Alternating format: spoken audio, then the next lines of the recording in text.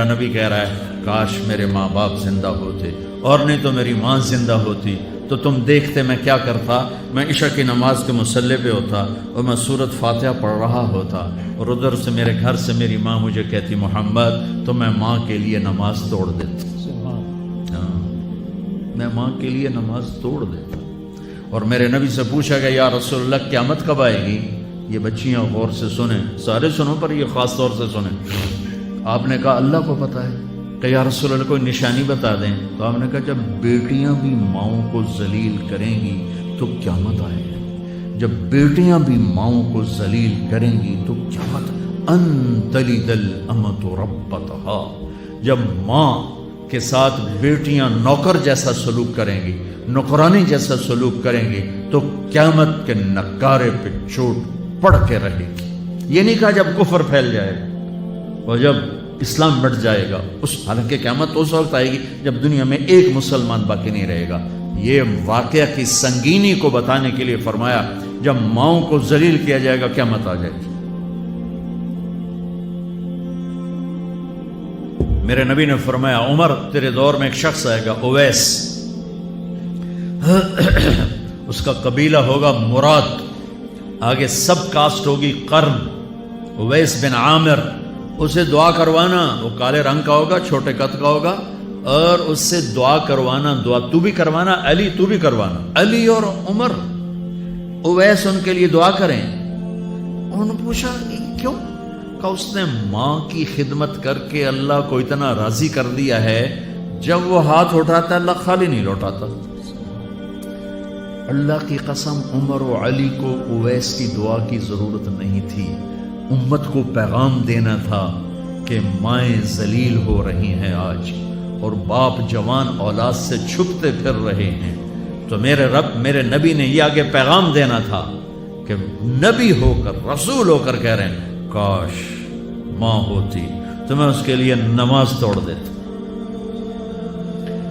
آپ کو 8 عورتوں نے دودھ پلایا والدہ سمیت، ان میں ایک ایمن بھی ہے، آپ کے والد کی باندی۔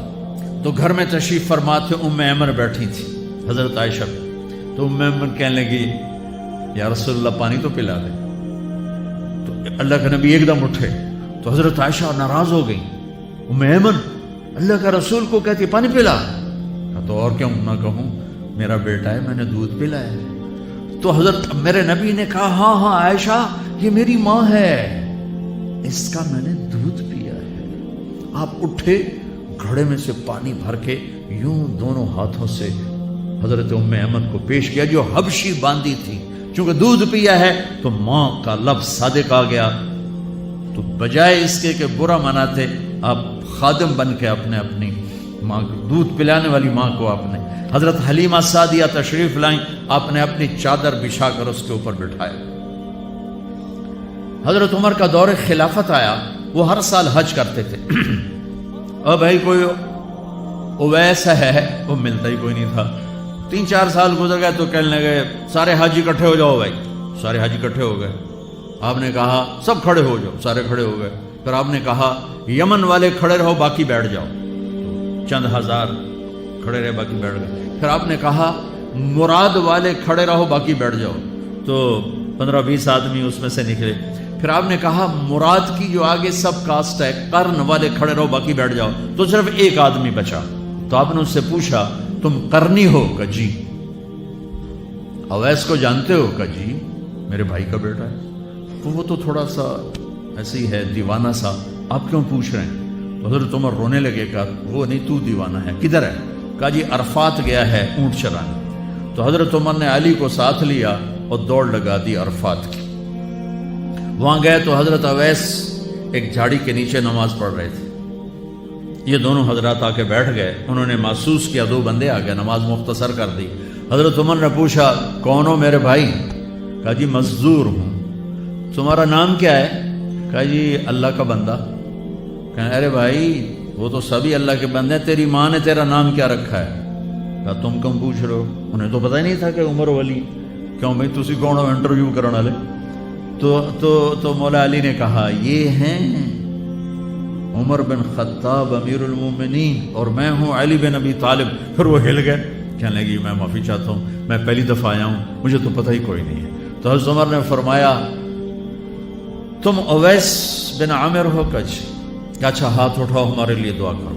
وہ کہنے لگے آپ کیا کہہ رہے ہیں، یہ آپ کیا کہہ رہے ہیں، میں آپ کے لیے دعا کروں گا، میری کیا اوقات ہے؟ کہا ہاں ہمیں ہمارے نبی نے فرمایا تھا عمر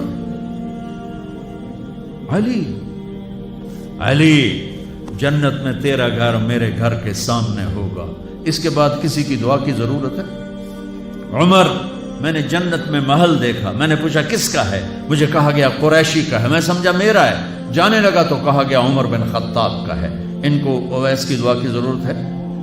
میدان عرفات میں 1.25 لاکھ صحابہ کے ساتھ آپ اونٹ پہ تشریف فرما ہے، اونٹنی پر، تو آپ نے فرمایا اس وقت میرا اللہ میرے صحابہ پہ فخر کر رہا ہے اور عمر پہ خاص طور پہ فخر فرما رہا ہے۔ ہمیں پیغام دینا تھا، آنے والے زمانوں میں یہ ہونا تھا۔ سبحان اللہ۔